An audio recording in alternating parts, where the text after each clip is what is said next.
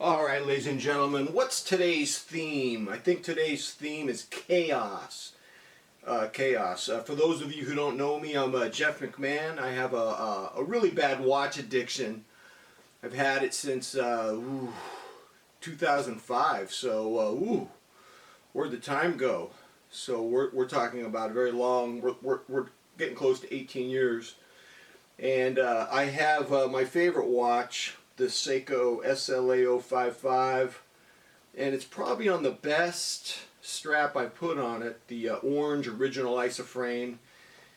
And I have to confess, it's much more, I don't know what word the first word that came to me was glorious. It's much more grand, has more grandeur on this than the Navy Tropic. What I'm going to do though is when I feel like being prim and proper, I'm going to get an original black Tropic, and I think I'll alternate this on a original black Tropic and this orange Isophrane. Now I have a 7th watch coming, and the plan will be to shut off my collecting at that point. I think 7 is all I can have because of my my desire for enjoying my watches is such. I just can't enjoy big collections. If I don't have time to bond with them, it's so weird. It puts me in a state of despair and misery that completely negates the whole watch hobby. I've learned that my watch hobby has to have a sense of order for me to enjoy it, and so I do have a watch coming. I had the watch before. I missed it for about 3 months. It's a Seiko Birch Blue SBDC 165. I'll probably take it off the bracelet, and I think I'm going to alternate that one between the original gray Tropic and the original navy Tropic. That's a smaller watch than this, and I think that I'll alternate between those. I'll figure out what I like. The straps have given me a better sense of order. I'm not driving down to Watch City 5 days a week and harassing Matt and Rafi. Part of my watch addiction was going to Watch City, telling my wife. And I look at my watch hobby in terms of fighting chaos, really. I think that should be the title of this video, Fighting Chaos.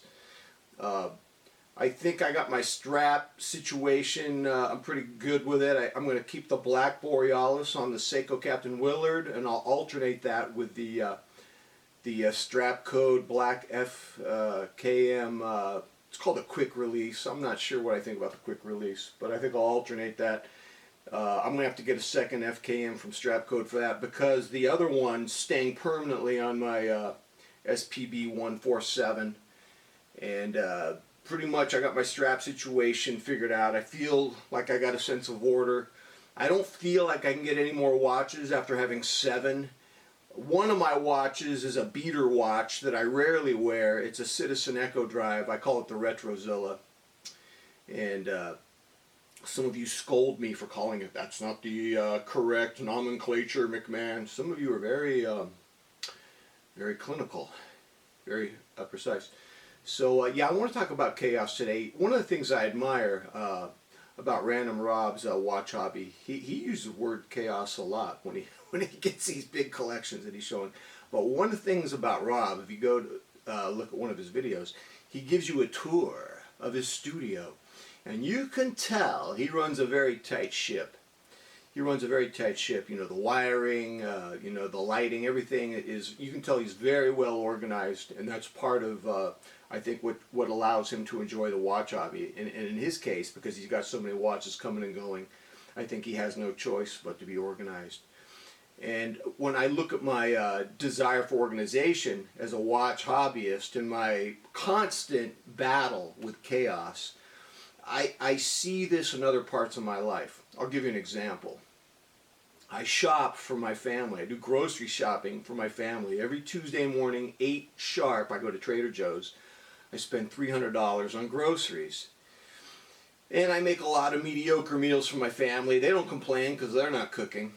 And the thing that where I really where I really half-ass it is putting the groceries away. I don't have a lot of organization. What happens is I'm just muscling products in the spice jar cabinet, the pantry, the refrigerator, and what happens is you can't see a lot of the products because they get pushed in the back, and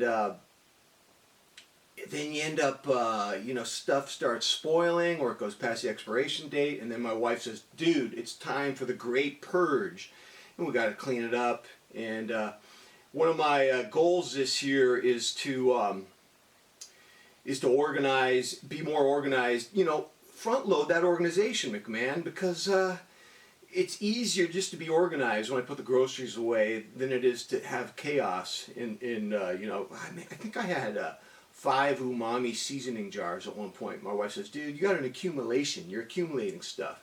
Dude, how many kimchis do you need in the fridge, man? What's going on? And I end up buying stuff I don't need. I already have it.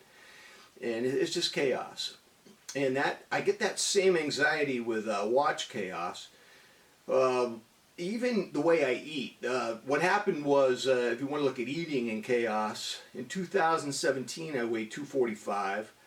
By summer I was down to 200 just by limiting my calories. It wasn't that hard. What's hard and where the chaos comes back is once you lose your weight, then you're not as motivated, and then you get complacent, and then it slowly came back.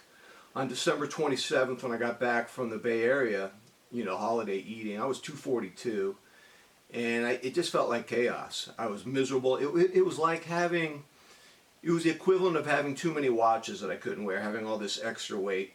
And so far I've lost 9 pounds. I'm not doing anything crazy. I'm eating 2,200 calories a day. That's it.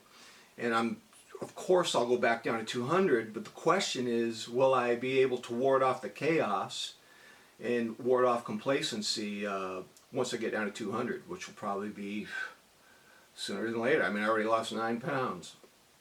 So I feel like organization, trimming things down, streamlining, a certain amount of minimalism. I'm not a minimalist extremist. I want a certain amount. I think having a 7-watch collection is not minimalist. That's rather luxurious, actually. I mean, I think minimalist would be 3 watches.